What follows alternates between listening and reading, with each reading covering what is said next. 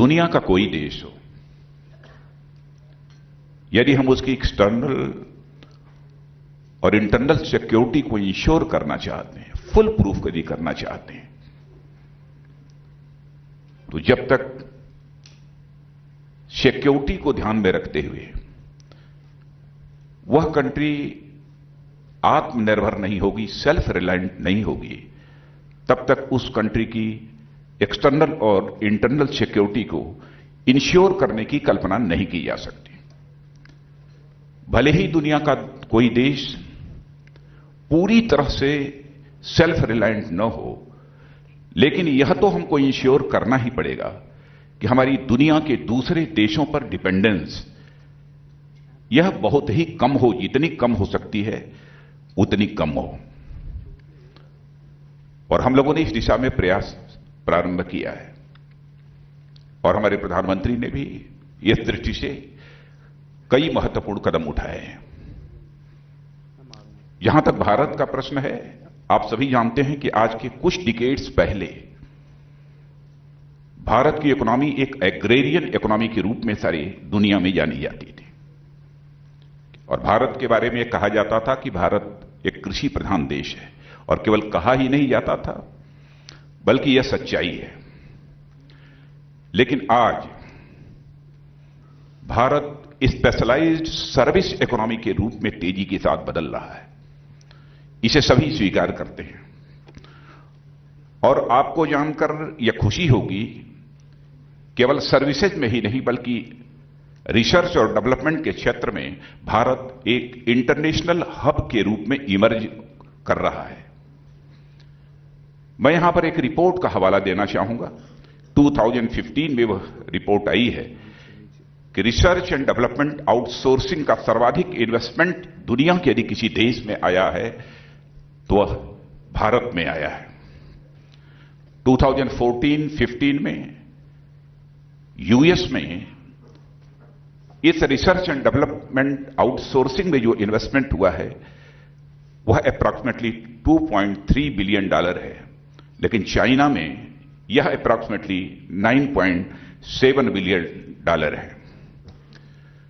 और विशेष रूप से global engineering research and design के क्षेत्र में पिछली साल जितने भी रिसर्च एंड डेवलपमेंट सेंटर्स खुले हैं, आप सभी जानते हैं, उसमें से more than 30% research and development centre से कहीं पर, रिसर्च एंड डिजाइन सेंटर्स और रिसर्च एंड डेवलपमेंट सेंटर से कहीं पर खुले हैं तो भारत में खुले हैं। उसके आंकड़े भी हैं हमारे पास। दिसंबर 2015, अप्रैल से लेकर दिसंबर 2015 के बीच अप्रॉक्सीमेटली 190 यह global research and development centres खुले हैं, जिनमें 57 केवल भारत में खुले हैं। और आउट ऑफ 57, 19 ऐसे R&D सेंटर्स हैं जो कि मेक इन इंडिया इनिशिएटिव के तहत जो है भारत में वह खुले हैं। पिछले 2 वर्षों में मेक इन इंडिया के जरिए भारत की इकोनॉमी में मैन्युफैक्चरिंग और इंजीनियरिंग रिसर्च एंड डेवलपमेंट बढ़ाने की जो कोशिश हुई है, उसका परिणाम यह हुआ है कि भारत विश्व की बड़ी कंपनियों के लिए एक अट्रैक्टिव इन्वेस्टमेंट डेस्टिनेशन के रूप में इमर्ज होकर आया है। यहां तक कि डिफेंस सेक्टर में भी मेक इन इंडिया इनिशिएटिव के माध्यम से इंडिजिनस डिफेंस प्रोडक्शन को बढ़ावा दिया जा रहा है और हमारी गवर्नमेंट इस काम को तेजी के साथ आगे बढ़ाना चाहती है। हाल ही में भारतीय वायुसेना में जो लाइट कम्बैट एयरक्राफ्ट भी तैयार हुआ, जिसे आप तेजस कहते हैं, वह भी पूरी तरह से एक इंडिजिनस प्रोडक्शन है। पूरी तरह से यह हमारी जो इंडिजिनस टेक्नोलॉजी है उसी पर आधारित है और उसी से बना हुआ है। और मैं यह भी कहना चाहूंगा कि जहां तक हमारी सरकार का प्रश्न है, हमारी सरकार का पूरा यह फोकस है कि हम दुनिया के दूसरे देशों पर अपनी डिपेंडेंस बनाकर न रखें, बल्कि इस डिपेंडेंस को हम कैसे धीरे धीरे कम करते चले जाएं। सरकार बनने के साथ ही यह सिलसिला हम लोगों ने प्रारंभ किया था। जहां तक रक्षा उपकरणों के खरीद के निर्णयों का प्रश्न है, मैं कह सकता हूं कि कंपैरेटिवली पहले की कंपैरिजन में कहीं रक्षा उपकरणों की खरीद के बारे में जो डिसीजंस लिए जा रहे हैं तेजी से लिए जा रहे हैं और उनका इंप्लीमेंटेशन भी पहले की अपेक्षा तेजी के साथ हो रहा है। हमारी आवश्यकताओं की पूर्ति भारत में बने जो हमारे जो प्रोड्यूस हैं, इसके लिए भी हमारी सरकार ने कई निर्णय लिए हैं। भारत में विदेशी कंपनियां भारतीय फर्मों के साथ मिलकर डिफेंस प्रोडक्शन में हिस्सेदारी करें। इसके लिए एफडीआई लिमिट जो डिफेंस सेक्टर में पहले 26% हुआ करती थी, उसको बढ़ाकर हम लोगों ने 49% कर दिया है। मेक इन इंडिया के माध्यम से डिफेंस प्रोडक्शन में बड़ी कंपनियां जो भारत में आकर मैन्युफैक्चरिंग करती हैं, उन्हें इंसेंटिवाइज भी हम लोगों ने किया है। अभी बोलते समय सुनील जी ने भी कहा कि इस क्षेत्र को भी इंफ्रास्ट्रक्चर सेक्टर के रूप में रिकॉग्नाइज किया जाना चाहिए। मैं बैठे बैठे उनसे बात कर रहा था तो मैंने कहा कि इस मैन्युफैक्चरिंग सेक्टर को हम इंफ्रास्ट्रक्चर सेक्टर में रिकॉग्नाइज करें, मैं समझता हूं कि इसकी उतनी जरूरत नहीं है, बल्कि डिफेंस प्रोडक्शन में जो मैन्युफैक्चरिंग हो रही है उसको हम और कितना अधिक इंसेंटिव्स दे सकते हैं, इसके संबंध में हमको विचार करना चाहिए। पहले डिफेंस प्रोडक्शन को जितना इसको प्रमोट किया जाना चाहिए, जितना बढ़ावा मिलना चाहिए था, सचमुच भले ही सरकारों की यह इच्छा रही होगी, सरकारों ने अपनी तरफ से प्रयत्न किया होगा, लेकिन वह कामयाबी नहीं मिल पाई और इस कारण डिफेंस ऑर्डर्स में कॉम्पिटिटिवनेस की जगह करप्शन भी बढ़ा। इस प्रकार के कई आरोप भी आपको सुनने को मिले होंगे और साथ ही साथ मीडिया में आपको पढ़ने को भी मिले होंगे। इस क्षेत्र में सरकार कॉम्पिटिटिवनेस बढ़ाने के साथ साथ ट्रांसपेरेंसी भी लाने के लिए कई मेजर स्टेप्स उठाए हैं। मैं यहां पर मंगलयान की चर्चा करना चाहूंगा। मंगलयान एक फ्रैक्शन ऑफ कास्ट पर बनाने की हमारी क्षमता है। यदि हम मंगलयान एक फ्रैक्शन ऑफ कास्ट पर बना सकते हैं, यह हमारी कैपेबिलिटी है, तो हम दुनिया के देशों से इंपोर्ट करने पर के संबंध में अपनी डिपेंडेंस बनाकर क्यों रखें, यह बात हमारी समझ के परे है। हम मेक इन इंडिया के माध्यम से डिफेंस प्रोडक्शन को एक नई ऊंचाइयों तक ले जाना चाहते हैं। विदेशी कंपनियां डिफेंस प्रोडक्शन या मैन्युफैक्चरिंग में भारत आना चाहती हैं। मैं इजराइल गया था और चाइना भी गया था। इजराइल के प्राइम मिनिस्टर से भी हमारी सीधी बात हुई थी और वहां पर होमलैंड सिक्योरिटी जो देखते हैं, पॉलिट ब्यूरो के एक मेंबर हैं जो वो इंचार्ज हैं, उनके साथ भी हमारी बातचीत हुई थी। उन्होंने कहा कि इजराइल में भी वहां के प्राइम मिनिस्टर ने भी कहा और चाइना में भी जो पॉलिट ब्यूरो के सीनियर मेंबर थे जो पूरी होमलैंड सिक्योरिटी का काम देखते हैं, उन्होंने भी कहा कि हमारे यहां से बहुत सारी कंपनियां भारत जाना चाहती हैं और वहां पर डिफेंस प्रोडक्शन के पर्पज से वहां पर इन्वेस्टमेंट करना चाहती हैं। और ये उन्होंने कहा कि हम केवल इन्वेस्टमेंट करना चाहते हैं, वहां हम प्रोडक्शन करना चाहते हैं। इतना ही नहीं, बल्कि यदि जरूरत हुई तो हम टेक्नोलॉजी भी ट्रांसफर करने के लिए तैयार हैं। भारत की यह साख, भारत की एक विश्वसनीयता सारी दुनिया में तेजी के साथ बढ़ी है। और वैसे तो हमारे प्राइम मिनिस्टर ने पहले ही कहा था, come invest in India, come make in India. यह हमारे प्राइम मिनिस्टर ने तो प्रधानमंत्री की जिम्मेदारी संभालने के साथ ही भारत के लिए ही नहीं बल्कि सारी दुनिया के लिए यह एक मैसेज दिया था और यह भी कहा था कि जो भी इसमें हमको इंसेंटिव देने होंगे, जो भी सहूलियत देनी होगी, वह भी हम देने के लिए तैयार हैं। जरूरत हुई यदि रीथिंक करने के लिए तो हम रीथिंक करने को भी तैयार हैं। इस समय भारत का जहां तक सवाल है, आप सभी जानते हैं कि भारत दुनिया की टॉप 10 इकोनॉमीज में से है। और फास्टेस्ट ग्रोइंग इकोनॉमी दुनिया के किसी देश की इस समय है तो हमारे और आपके देश इस भारत की है। यह भी हम लोगों का सौभाग्य है। जबकि ग्लोबल ट्रेंड्स जितने पॉजिटिव होने चाहिए उतने पॉजिटिव नहीं है। ऐसी सूरत में भारत की स्थिति यह बनी हुई है। एक साल में लगभग $51 बिलियन एफडीआई भारत में आई है।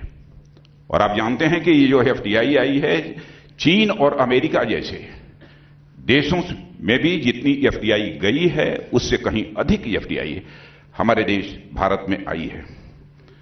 इंडियन इकोनॉमी में इन्वेस्टमेंट साइकिल को तेज करने में सरकार ने प्लान्ड वे में काम प्रारंभ किया है और यह सिलसिला आगे बढ़ रहा है। हमने देश को एक सिस्टमेटिक और प्रोसीजरल चेंजेज कैसे इंट्रोड्यूस किए जा सकते हैं, पहले भी हम लोगों ने विचार किया था और वह सारे सिस्टमेटिक और प्रोसीजरल जो चेंजेज इंट्रोड्यूस करना भी हम लोगों ने प्रारंभ किया है और इस काम को कर रहे हैं। जहां तक ईज ऑफ डूइंग बिजनेस का सवाल है, इसको भी बढ़ावा देने की कोशिश हमारी सरकार प्रारंभ से ही कर रही है। 1 अप्रैल 2017 से जीएसटी को लागू करने का प्रयत्न हम लोग अपनी तरफ से कर रहे हैं। कुछ कठिनाइयां आ रही हैं, लेकिन मैं समझता हूं कि उनका समाधान निकलेगा और हमारा जो टारगेट है कि 1 अप्रैल 2017 तक यह जीएसटी लागू हो जाना चाहिए, तो लागू हो जाएगा, ऐसा मेरा विश्वास है। बहुत सारी जो कठिनाइयां होती थी, अलग अलग टैक्स रेट्स होने के कारण वह दूर होंगी और मैं समझता हूं टैक्स कलेक्शन भी बढ़ेगा और विशेष रूप से जीडीपी में भी 1.5 से लेकर 2% तक की जीएसटी लागू होने के कारण उसमें इंक्रीज हो सकती है, यह हम लोगों ने सोचा है। और जीएसटी से मैं मानता हूं कि टैक्सेशन में भी ट्रांसपेरेंसी आएगी। यह सभी स्वीकार करते हैं, सभी इकोनॉमिस्ट से मानते हैं कि जीएसटी यदि लागू की गई तो टैक्सेशन सिस्टम में भी ट्रांसपेरेंसी आएगी। और जहां तक करप्शन का और ब्लैक मनी का सवाल है, पहले दिन से ही सरकार ने इस दिशा में काम प्रारंभ किया है। आपको मालूम होगा कि हमारी जो पहली कैबिनेट की बैठक हुई थी, उस पहली की कैबिनेट की बैठक में एसआईटी ब्लैक मनी को लेकर बनाने का काम हमारी सरकार ने किया था। वो पहला डिसीजन हमारी गवर्नमेंट का था। और काले धन के साथ साथ जो बेनामी संपत्तियां हैं उनके खिलाफ भी हमारी सरकार ने जंग छेड़ी है। रियल एस्टेट सेक्टर के लिए भी एक कानून बनाया है। उस कानून की मैं चर्चा नहीं करना चाहता हूं, उस कानून के क्या एडवांटेजेस हैं उसके भी डिटेल में नहीं जाना चाहता हूं, लेकिन इस दृष्टि से भी हम लोगों ने प्रयास प्रारंभ किया है। ब्लैक मनी, एक जो पैरेलल इकोनॉमी ब्लैक मनी की चल रही है, इस संबंध में भी हाल में कुछ कदम उठाए गए हैं। और मैं यह भी कहना चाहूंगा कि इनोवेशन और एंटरप्रेन्योरशिप को बढ़ावा देने के लिए भी कई योजनाएं हमारे प्रधानमंत्री ने घोषित की हैं और यहां पर मैं चर्चा करना चाहूंगा स्टार्टअप इंडिया की। आप सहमत होंगे कि स्टार्टअप्स किसी देश की इकोनॉमी को डायनेमिक बनाने में मेजर कंट्रीब्यूशन देता है, मेजर कंट्रीब्यूशन देता है, ऐसा मेरा मानना है। प्राइम मिनिस्टर ने जनवरी 16 में ही स्टार्टअप एक्शन प्लान की घोषणा की और यहां tax holiday, capital gain tax exemption जैसी रियायतें दी हैं। वहीं पर 10,000 करोड़ रुपए का एक डेडिकेटेड फंड भी हमारी गवर्नमेंट ने बनाया है। और स्टार्टअप्स के से मैं समझता हूं स्पेशल सर्विसेज के साथ साथ मैन्युफैक्चरिंग को भी निश्चित रूप से बढ़ावा मिलेगा। और सर्वाधिक लाभ यदि किसी को मिलना है इसका, तो हमारे देश के नौजवानों को मिलेगा। रोजगार के नए अवसर भी सृजित होंगे। और मैं यह मानता हूं कि भारत अब प्रगति की राह पर तेजी से अब आगे चल चुका है। और यदि ऐसे ही हम चलते रहे और हमारे देश की इकोनॉमी को और यदि ताकत मिली, तो आगामी कुछ वर्षों में, मैं 2, 4, 5 वर्षों की बात तो नहीं कर सकता हूं, कि 10 से लेकर 15 वर्षों के अंदर ऐसे भी हालात पैदा हो सकते हैं कि हमारा भारत जो आज टॉप 10 इकोनॉमीज में माना जाता है, वह शायद कल टॉप 3 इकोनॉमीज में हमारा भारत आकर खड़ा हो जाए। ऐसे हालात यहां पर पैदा हो सकते हैं और इसके लिए जो भी करना पड़ेगा, यह हम लोगों का फर्म कन्विक्शन है, हम करेंगे।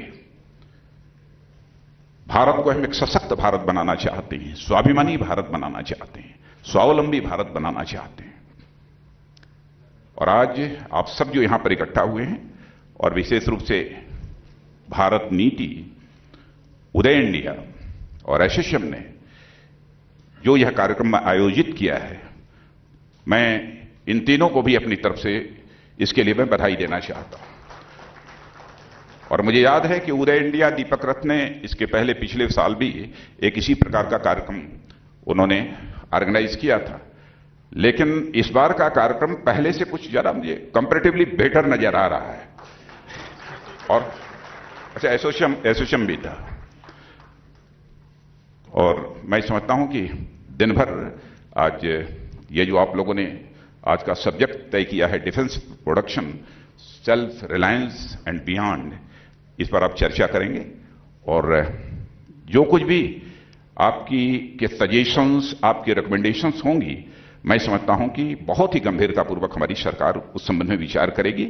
और हमारे डिफेंस मिनिस्टर भी, संभवतः मुझे बतलाया गया है कि शाम को 4 बजे यहां पर कंक्लूडिंग सेशन के लिए आने वाले हैं। तो आज के अवसर पर मैं समझता हूं कि इससे ज्यादा कुछ कहने की जरूरत नहीं है। पुनः आप सबका स्वागत करते हुए, उनका झूठ टिक नहीं पाता है और इसलिए वो चर्चा से भागते रहे हैं, और इसलिए लोकसभा में मुझे नहीं बोलने दिया जाता, मैंने जनसभा में बोलने का रास्ता चुन लिया है।